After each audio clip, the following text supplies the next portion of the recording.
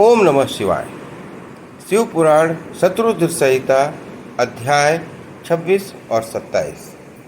भगवान के द्विजेश्वर अवतार की कथा, राजा भद्रायु तथा रानी कीर्तिमालिनी की धार्मिक दृढ़ता की परीक्षा। तदंतर वैश्वनाथ अवतार के का वर्णन करके नंदीश्वर ने द्विजेश्वर अवतार का प्रसंग चलाया। वेद बोले, तात पहले दिन नृपश्रेष्ठ भद्रायु का परिचय दिया गया था और जिन पर भगवान शिव ने ऋषभ रूप से अनुग्रह किया था, वहीं नरेश के धर्म की परीक्षा लेने के लिए वे भगवान फिर तेजस्वी रूप में प्रकट हुए।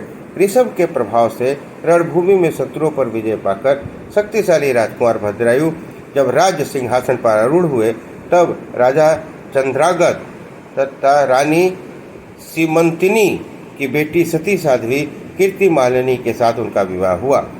किसी समय राजा भद्रायु ने अपनी धर्म पत्नी के साथ वसंत ऋतु में वन विहार करने के लिए एक गहन वन में प्रवेश किया। उनकी पत्नी शरणागत जनों का पालन करने वाली थी।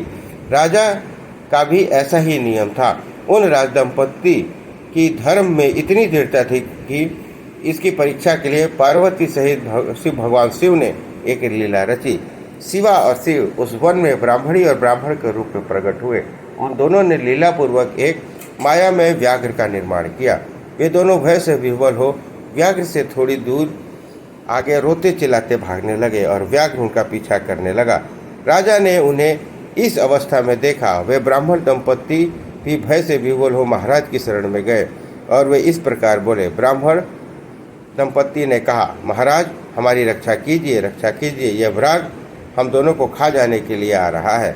समस्त प्राणियों को काल के समान भय देने वाला यह हिंसक प्राणी हमें अपना आहार बनाए, इससे पूर्व आप ही हम दोनों को बचा लीजिए।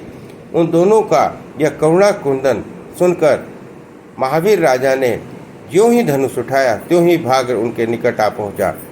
उसने ब्राह्मण को पकड़ लिया। वह बेचारी हा नाथ, हा नाथ, हा प्राण बल्लभ, हा शंभो, हा जगत गुरु इत्यादि कहकर रोने और विलाप करने लगी। व्याघ्र बड़ा भयानक था। उसने ज्यों ही ब्राह्मणी को अपना ग्रास बनाने की चेष्टा की, त्यों ही भद्रायु ने तीखे बाणों से उसके मर में आघात कर दिया, परंतु उन बाणों से उस महाबली व्याघ्र का तनिक भी व्यथा नहीं हुई। वह ब्राह्मणी को बलपूर्वक घसीटता हुआ तत्काल दूर निकल गया। अपनी पत्नी को व्याघ्र के पंजे में पड़ी देख ब्राह्मण को बड़ा दुख हुआ और वो बारंबार रोने लगा। देर तक रोकर उसने राजा भद्रायु से कहा, राजन, तुम्हारे वे बड़े बड़े अस्त्र कहाँ हैं? दुखियों की रक्षा करने वाला तुम्हारा विशाल धनुष कहाँ है? सुना है तुमने 12,000 बड़े बड़े हाथियों का बल है, वह क्या हुआ? तुम्हारे शंख, चक्र, खड्ग और मंत्रास्त्र विद्या से क्या लाभ हुआ? दूसरों को छीड़ होने से बचा क्षत्रिय का परम धर्म है। धर्मज्ञ राजा अपना धन और प्राण देकर भी शरण में आए हुए दीन दुखियों की रक्षा करते हैं। जो पीड़ितों की प्राण रक्षा नहीं कर सके, ऐसे लोगों को जीने का अपेक्षा मर जाना ही अच्छा है। इस प्रकार ब्राह्मण का विलाप और उसके मुख से अपने पराक्रम की निंदा सुनकर राजा शोक से मन ही मन इस प्रकार विचार करने किया, अहो, आज भाग्य के उलट फेर से मेरा पराक्रम नष्ट हो गया है, मेरा धर्म का भी नाश हो गया है। अतः अब मेरी संपदा, राज्य और आयुष का निश्चय ही नाश हो जाएगा। यूँ विचार कर राजा भद्रायु ब्राह्मण के चरणों में गिर पड़े और उसे धीरज बंधाते हुए बोले, ब्राह्मण, मेरा पराक्रम नष्ट नहीं हुआ है। महापति, मुझे क्षत्रिय धर्म पर कृपा करके शोक छोड़ दीजिए। मैं आपको मनवांचित पदार्थ दूंगा। यह राज्य, यह रानी, मेरा यह शरीर, सब कुछ आपके अधीन है। बोलिए, आप क्या चाहते हैं?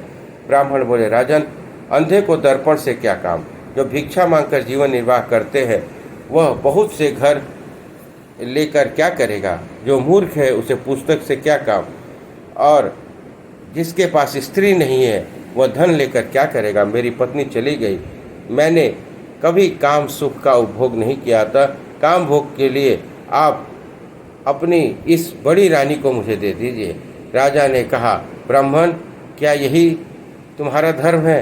क्या तुम्हें गुरु ने यही उपदेश दिया है? क्या तुम नहीं जानते कि पराई स्त्री का स्पर्श स्वर्ग और सुयश की हानि कराने वाला है?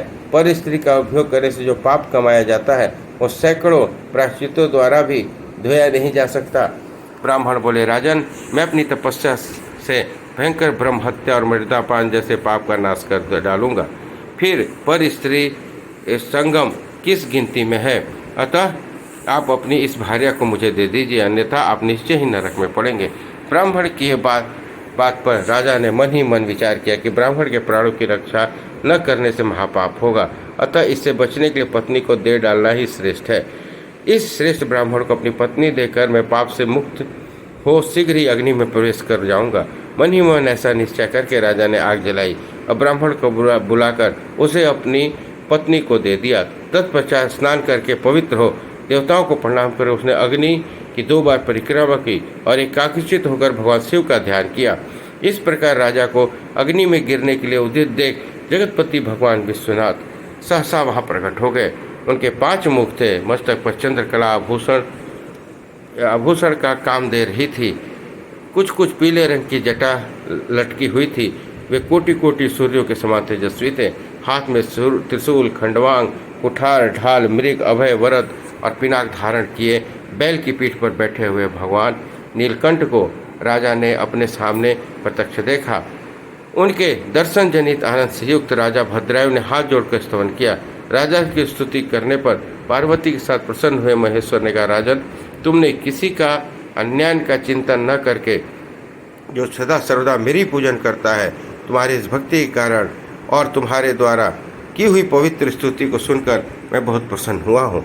तुम्हारे भक्ति भाव की परीक्षा के लिए मैं स्वयं ब्राह्मण बनकर आया था और जिसे व्याघ्र ने ग्रस लिया था वह ब्राह्मणी और कोई नहीं, ये गिरिराज नंदिनी उमा देवी ही थी।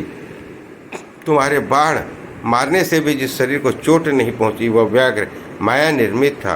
तुम्हारे धैर्य को देखने के लिए ही मैंने तुम्हारी पत्नी को मांगा था। वह इस कीर्ति मालिनी की और तुम्हारी भक्ति से मैं संतुष्ट हूँ। तुम कोई दुर्लभ वर मांगो, मैं तुम्हें दूंगा। राजा बोले, देव, आप साक्षात परमेश्वर हैं। आपने सांसारिक तप से घिरे हुए मुझ अधम को जो प्रत्यक्ष दर्शन दिया, यही मेरे लिए महान वर है। देव, आप वरदाताओं में श्रेष्ठ है। आपसे मैं दूसरा कोई वर नहीं मांगता।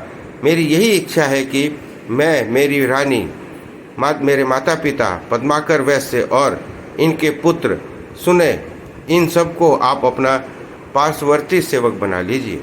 तत्पश्चात रानी कीर्तिमालिनी ने प्रणाम करके अपनी भक्ति से भगवान शंकर को प्रसन्न किया और उत्तम वर मांगा। महादेव, मेरे पिता चंद्रागत और माता सीमंतिनी, इन दोनों को भी आपके समीप निवास प्राप्त हो।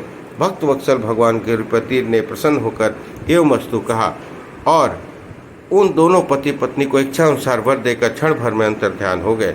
इधर राजा ने भगवान शंकर का प्रसाद प्राप्त करके रानी कीर्तिमालिनी के साथ प्रिय विषयों का उपभोग किया और 10,000 वर्षों तक राज्य करने के पश्चात अपने पुत्रों को राज देकर उन्होंने शिव जी के परम पद को प्राप्त किया। राजा और रानी दोनों ही भक्तिपूर्वक महादेव जी की पूजा करके भगवान शिव के धाम को प्राप्त हुए। इस परम पवित्र पापनाशक एवं अत्यंत गोपनीय भगवान शिव का विचित्र गुणगान जो विद्वानों को सुनाता है अथवा स्वयं भी सूचित होकर पढ़ता है, वह इस श्लोक में भोग ऐश्वर्य को प्राप्त कर अंत में भगवान शिव को प्राप्त होता है। इस प्रकार शिव पुराण शतरुद्र संहिता अध्याय 26 और 27 संपन्न हुआ। बोलिए हर हर महादेव।